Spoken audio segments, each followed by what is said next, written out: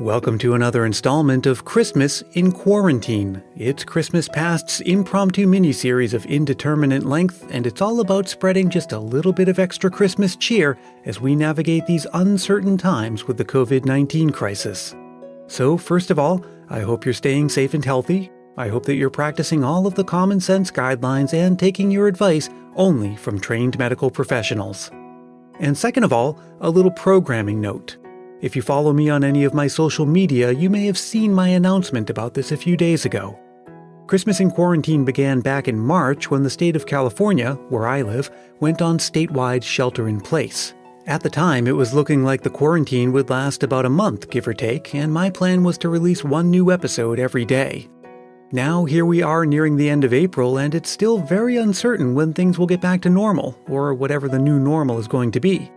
Long story short, daily episodes just aren't sustainable indefinitely, at least not the kind that I've been putting out. So what that means is that, at least for now, Christmas in Quarantine is still very much here, but just not daily. Probably more like weekly, though if I can do more, I will. And here we are today with an all-new episode. If you're like me, you're getting a lot of reading done nowadays. My home is full of books to begin with, and I was lucky enough to have borrowed a bunch from my local library just before everything closed down.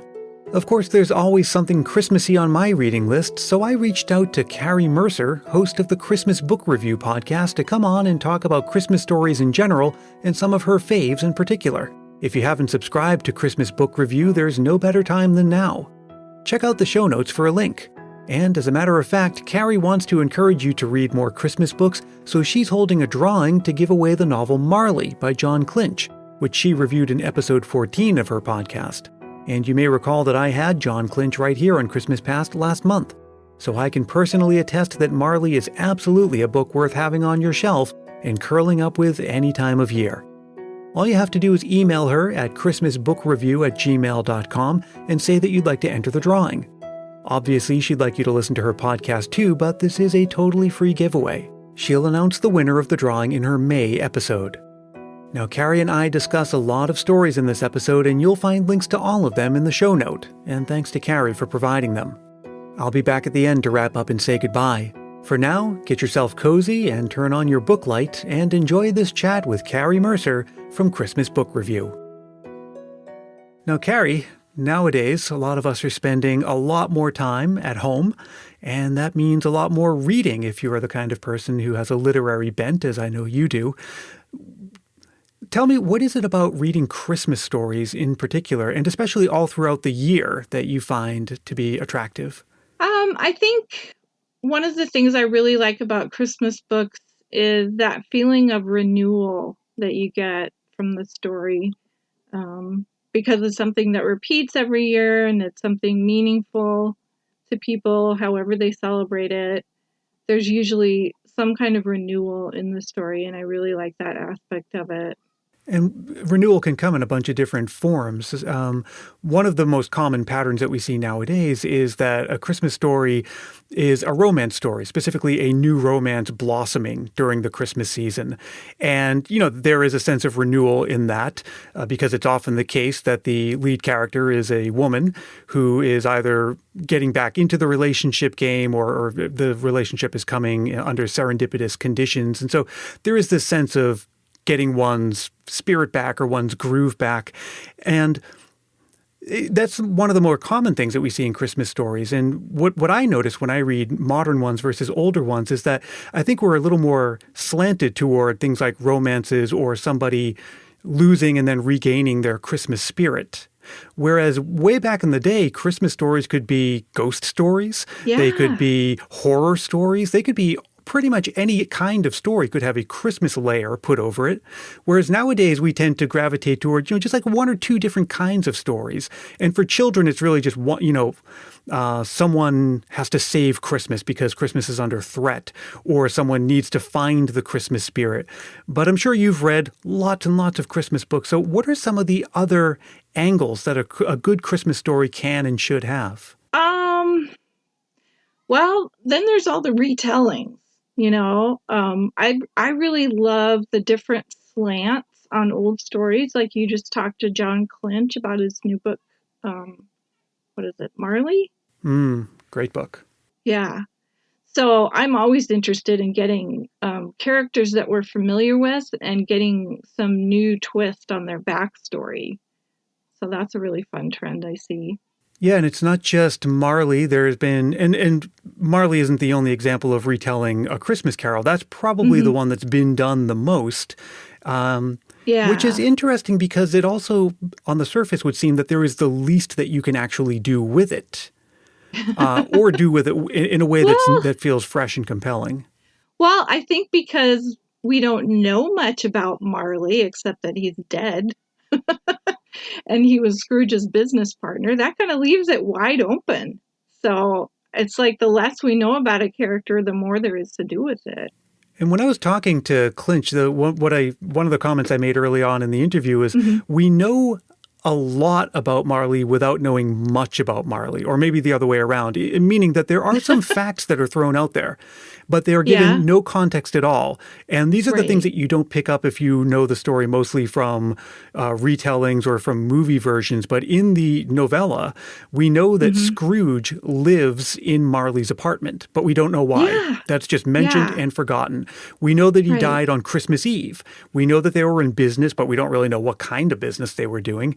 And we know that they seem to have a contentious relationship where, Marley comes to Scrooge, at least in theory, to help him out. But there also, you notice some tension between them where he says, you've always been a good friend to me, Marley, or good friend to me, Jacob. But it almost seems to have been written in invisible italics where you get the sense that there's some history there, too. And what I really loved about Clinch, in addition to just the language, I think he's a phenomenal writer, is how much story he was able to eke out of just those 3 or 4 basic bullet points to create something fully realized and totally compelling in its own right. Yeah, I agree. I'm reading another one that's called Marley's Ghost. That's, I think it was written in the 90s. I can't remember for sure. I'm not quite done with it. But yeah, it does seem like he's got darkness in his character the way Scrooge does, but you don't know why. So there's a lot you can do with that. I really like that. And another one that I just finished it's called Meg and Joe, and it's a retelling of Little Women in a contemporary setting. And that's always a Christmas favorite. Recently, I've been doing these episodes during quarantine. I've been reading a bunch of old classic Christmas stories. And one that came by special request from a bunch of people was the story of the goblins who stole a sexton. This is another Dickens story from the Pickwick Papers. It's a short story about a gravedigger who is not a nice guy, very much like Scrooge. The first few passages of the story, all we're just seeing is how he's miserable. He doesn't like people, whatever. And he's a heavy drinker too. And then one night on Christmas Eve, these goblins come from the underworld and they kidnap him, bring him down to the underworld and just make him watch a bunch of stuff to basically show him what a miserable guy he is. And then he comes back to the real world, a changed man. And then, we leave the story saying, okay, and apparently he went off and just became someone different. That seems to be one of the things that happens in Victorian stories, is this idea of someone who just really needs to see the error of their ways and become changed. And it all happens through the vehicle of Christmas and the Christmas spirit. But what intrigues me is why it is that we don't see as many monsters or otherworldly kind of Christmas stories. And it also strikes me as interesting that we saw so many of them during the Victorian period, because they were a very technologically advanced society, and yet at the same time, really very superstitious. The spiritualist movement came around that time, where people like Arthur Conan Doyle, were devotees of that, actually believing it was possible to communicate with the other world. A really interesting time, and some really interesting stuff came out of it. And one might argue, and I'm sure you'd find you wouldn't get a lot of argument for this point, that we're also living in interesting times now. And yet I feel like we keep coming back to the same kinds of Christmas stories again and again. Of the stories that you've read in, this year or years prior, are there kinds of things that you think maybe we're missing in the world of contemporary Christmas literature? Well, I'd really like to see more young adult stories, maybe because I love young adult stories anyway, because they often have that same kind of transformation, although it's, from being a kid to an adult. But I don't see that many young adult novels that are Christmas themed, that aren't romance, I should say, because it does seem like romance has taken over so many of the Christmas stories. In fact, that one I mentioned, Meg and Joe, that I just finished, I found out was written by a romance writer, because I thought, oh, I really like this. I want to look up what else she's written. And everything else I could find was romances with hunky guys on the cover that were shirtless. So I was a little disappointed because I don't know. I'm not a super big romance fan. I can only take so much of the Hallmark movies, But I like the horror movies. The horror stories, I should say, that involve Christmas somehow. But I noticed that they're not as serious as the Victorian ghost stories. The contemporary stuff often has this kind of humorous bent. Like one of the books I reviewed early last year was a book of short stories called Some Takeoff on Hark, the Herald Angels Sing, but it's all horror stories and they're contemporary, and they always kind of have this tongue in cheek, like, "I gotcha." Hmm. And it's the same with a lot of the Christmas mysteries, which almost inevitably are what we'd describe as a cozy mystery, meaning it's Yeah. usually a woman as the Yep. amateur sleuth. There's usually a cat, and there's usually some kind of romance involved too. I forget the Yeah. woman's name, Donna something or other, who has a series called like Duck the Halls, Yes, which she has always has ducks on the birds cover. in the title. Yeah, Yes, it's Donna always bird. Andrews. Yes, that's right. And Yep. I've read a couple of those, but I found that the mysteries themselves are really almost the sort of like Agatha Christie, Miss Marple style, except that Christmas is Yeah. going on in the background. Yeah, they're almost secondary to the Christmas festivities that are going on in the small town that she lives in. Now, that's an interesting thing about that, in that I know that a Hallmark movie, I've actually spoken to a couple of screenwriters, and there is a rule that every scene in a Hallmark movie must have Christmas in it. Like, Christmas is central to the story. And I think that's really a big part of what we expect from a Christmas story, that it's not happening in the background. And that's something that I've noticed about a lot of, especially the older stories, like The Goblins Who Stole a Sexton, where it's just sort of like, yeah, it's Christmas, to sort of explain why there's snow on the ground and why this was the right time for that character to transform.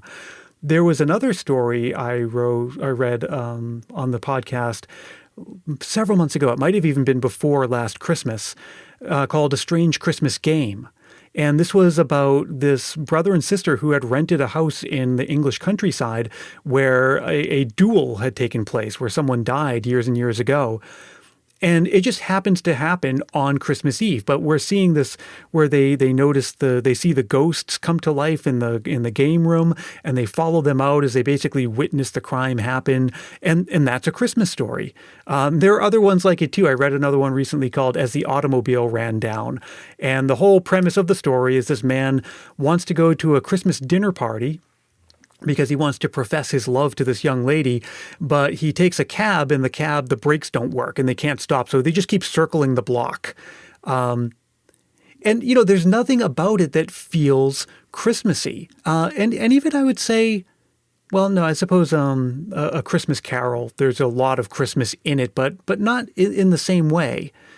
Not in the same way that we feel like, you can almost hear the bells jingling in the background. So to your mind, are the best Christmas stories ones that really Christmas is dominant, or that it's maybe more in the background, or how does that work? I don't know. I kind of like the ones that weave it into the story, that don't have it as just a background thing.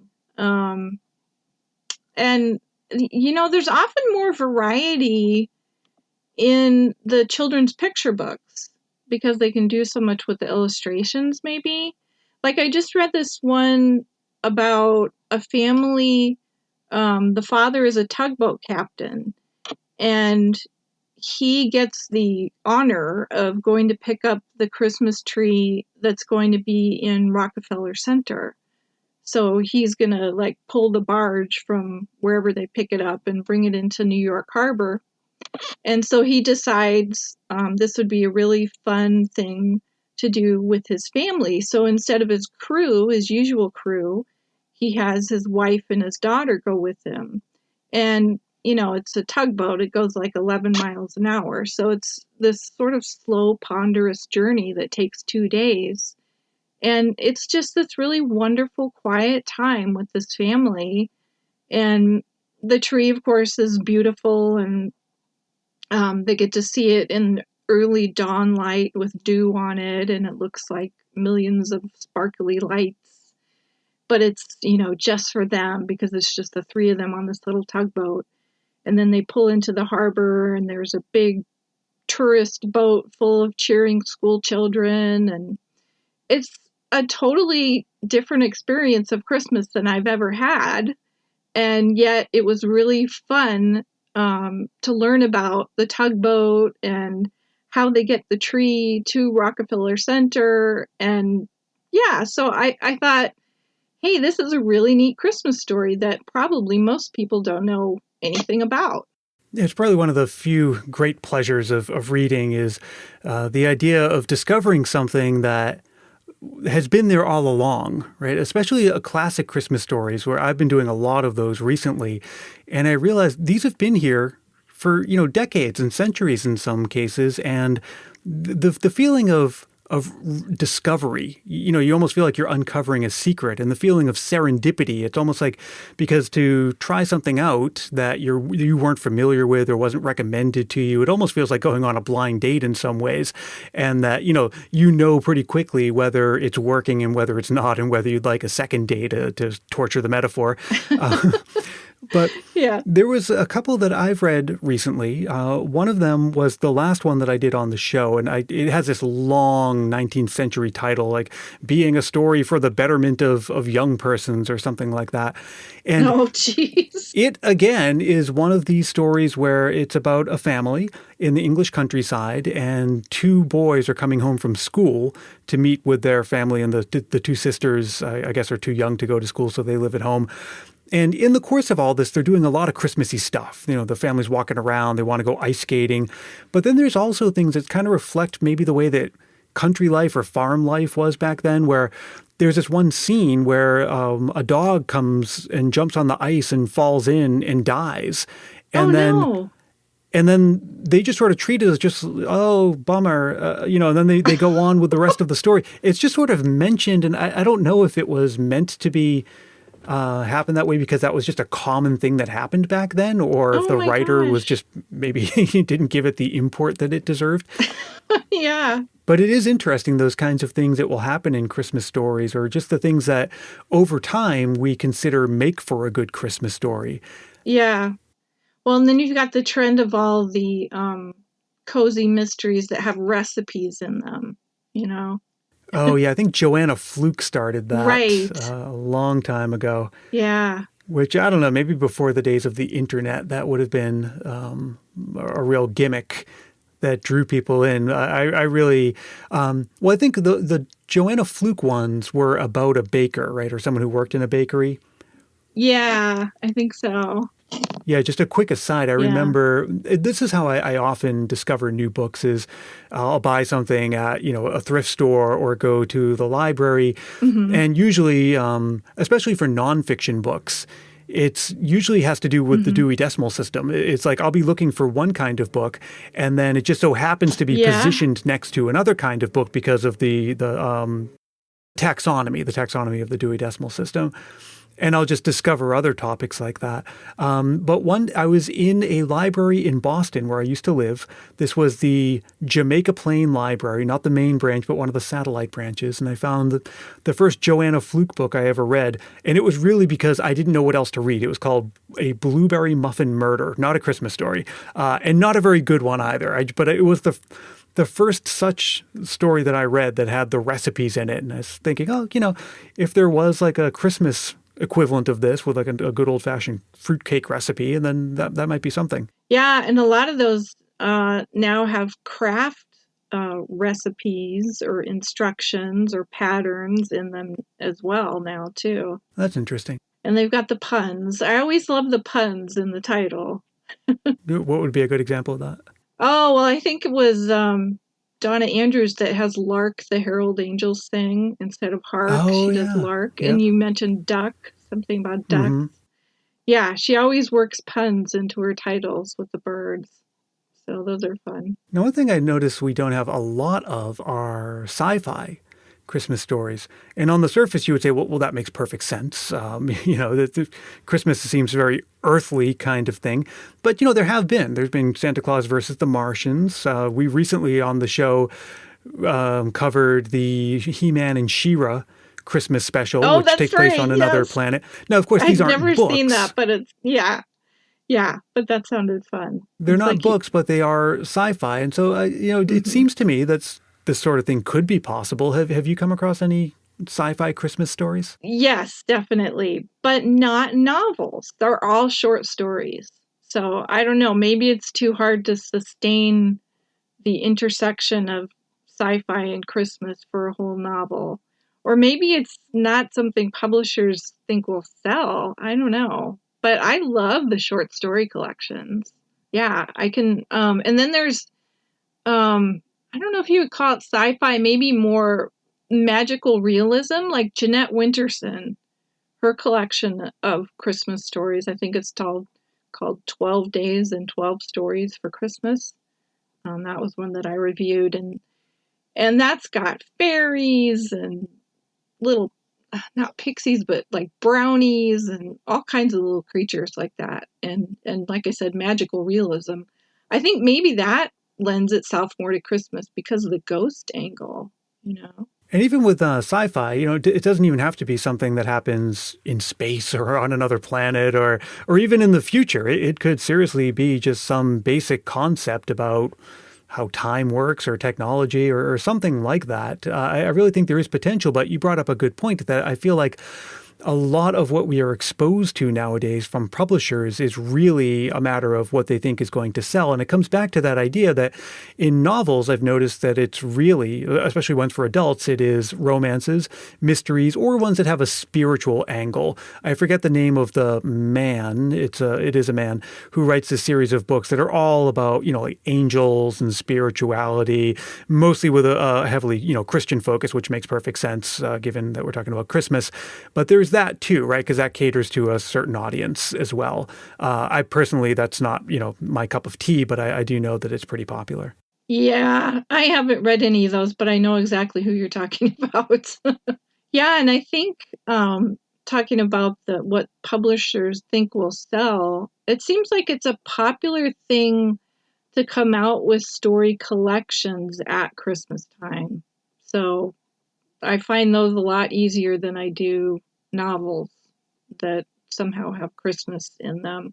And I wish, as far as how I find my books, it's really random sometimes because I've tried going to like a publisher's website, and unfortunately there's not a grouping of our Christmas books that we're bringing out this year.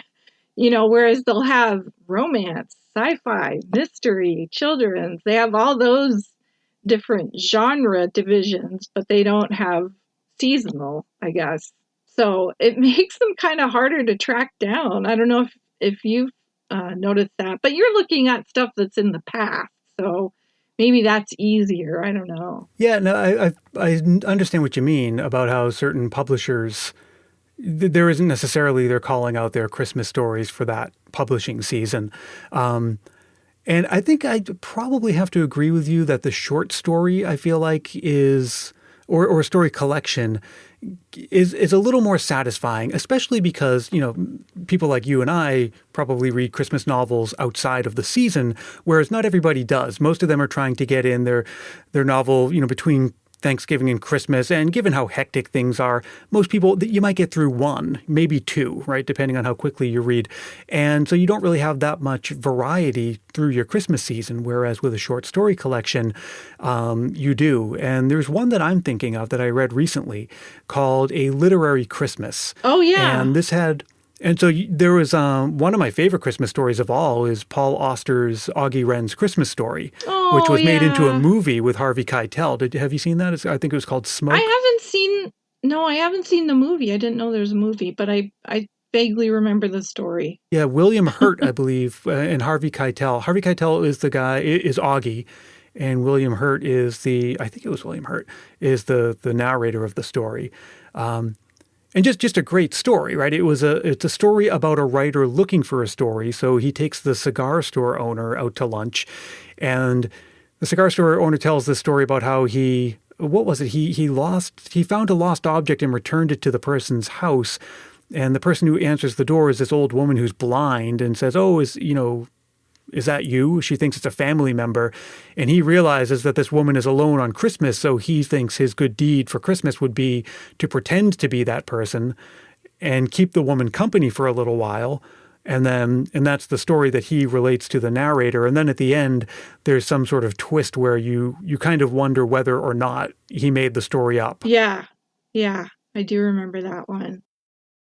But there are a lot of great stories in that collection. Yeah, isn't there another one about an elevator operator that is complaining about, having to work on Christmas, and he works in this really posh building, and all these people are giving him food because they think, oh, poor guy, he has to work on Christmas. And so he ends up having this feast because all of these people feel sorry for him and keep giving him food from their Christmas dinner. I don't remember that one. I can't remember what it's called, but I know I've seen it in several different collections, and it's kind of funny, and it fits in that sort of quirky literary genre. Yeah. It's not quite what you'd expect at Christmas. It's not sappy. It's not a romance. Yeah, and there are some, and this is, I feel like in short stories is where you do get that variety that's missing from novels, because the other one, it was a very long short story in this collection, was by Patricia Highsmith, who she wrote the talented Mr. Ripley, which was made into a movie with Matt Damon, et cetera. And, that was just a pretty noirish kind of Christmas story.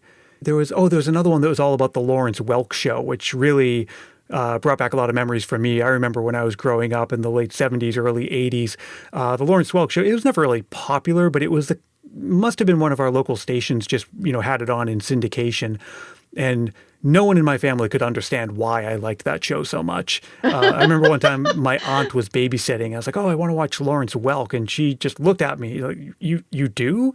I think she got the sense that maybe my parents watched it and I was just accustomed to. She couldn't understand for the life of her why a child would want to watch the Lawrence Welk show.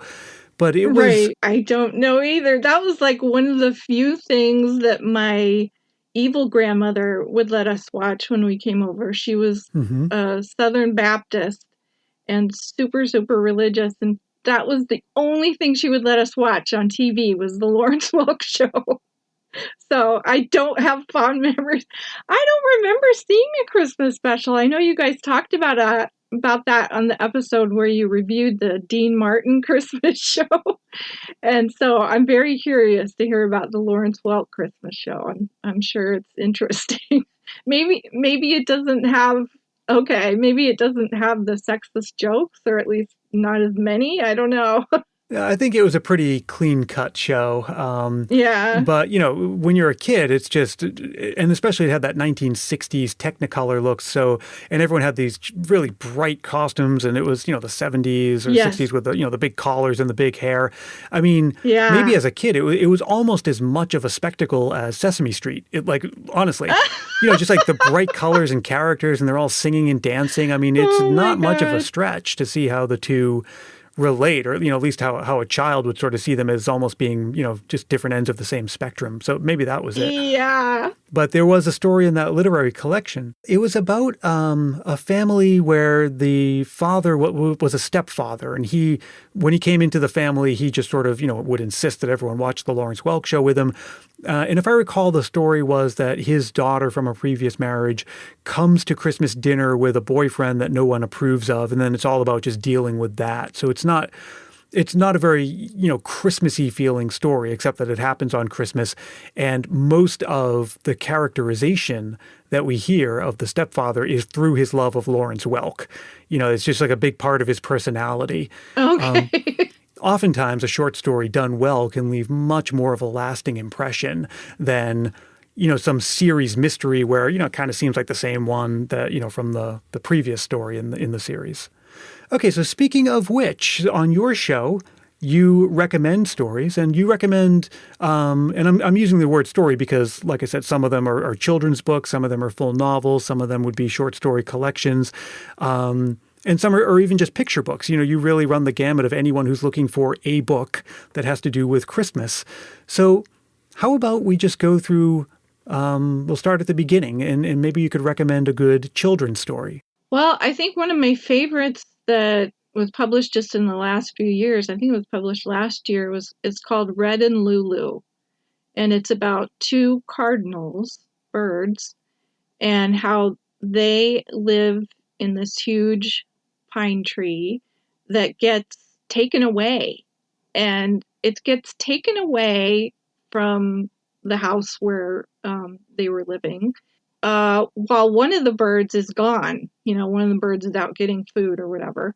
And she comes back and she is like, oh my gosh, where's the tree? And then she sees it on a truck and it's driving away. And so she's trying to keep up, flying, trying to keep up with the tree and her mate. And it just gets away from her. She can't keep up. Well, she flies, the direction where she flies after it, and she's flying around the city. And it turns out that it was the Rockefeller Plaza tree. It was the big, huge one. So they took it for the plaza. And she finds her mate. And so they're happy. They have Christmas in their tree. Now, I'm explaining all this, but really, it's mostly wordless. And that's what's so great about it. It has beautiful illustrations. And so the story of them sort of losing each other and finding each other again at Christmas is really fun. And I don't know, it's meaningful. It's really beautiful. So I like that one. What next? Young adult, maybe? There's not, like I mentioned before, there's not too many young adult ones, but there is a really good one that I read called Holly Chase, or The Adventures of Holly Chase, something like that. It's got Holly Chase in the title. And it starts with her dying, so not so good. And then she ends up working after she's died.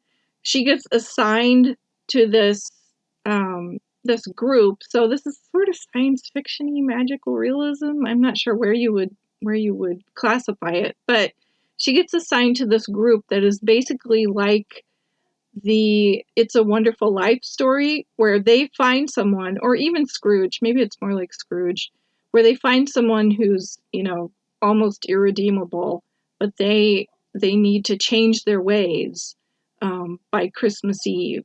And so they sort of set up this whole production like the Truman Show or something, so that they make these things happen that will hopefully change this person's ways, so that they become a better person, and it happens at Christmas. And there's a twist, and there's a love story, and it was just very imaginative.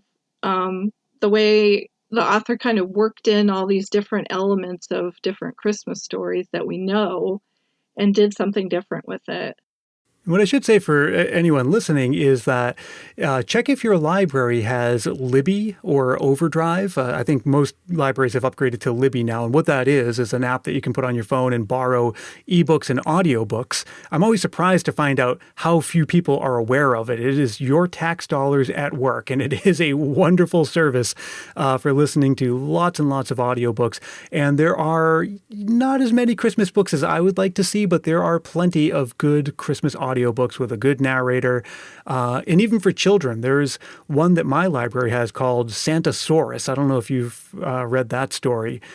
The Santasaurus. I've seen it, but I have not It's for kids, but that didn't stop me from listening to it. It's pretty good. Okay. Yeah, actually, I use Overdrive a lot, especially lately since I'm spending lots of hours sewing. I love listening to audiobooks. And so my tax dollars are well used as far as I'm concerned. Okay, so we had a children's story, a young adult story. How about now an adult story? I think, boy, it's tough because I've read, I think that one that you interviewed the author for, Jon Clinch, is Marley. That was a really good one, I thought. And then I also read Mr.Dickens and his Carol just recently, and I loved that one. It's about Charles Dickens and how he wrote the Christmas Carol story. And it's fictional. It's not nonfiction. So it's someone's idea of how this came about. And there are, of course, some things in there that are true about, the time of year that he wrote it and how long it took him and how his family was counting on him because they were in debt at the time. He was in a great deal of debt because his latest novel was not doing well. I think it was Martin Chuzzlewit, which I've never read that one, but and it's super fun because it makes Dickens just a wonderful character in himself, and I guess that was pretty much based on truth, that the author has him like walking around the city and everybody knows him. And I guess this was true, that he was known for his walks around London, and, people would just greet him by name because they knew him. And it's just a really bright, cheery story. So I really enjoyed that one. And then there's lots of short story collections too, like we were talking about. Connie Willis has a great short story collection, and she's a sci-fi writer. So that is one science fiction one, but those, that's a collection of all her stories. I think it's got a few new stories, and then the rest of them are from previous years. But there's a really funny one in there about these aliens that come to visit, and everyone's trying to figure out how to communicate with them.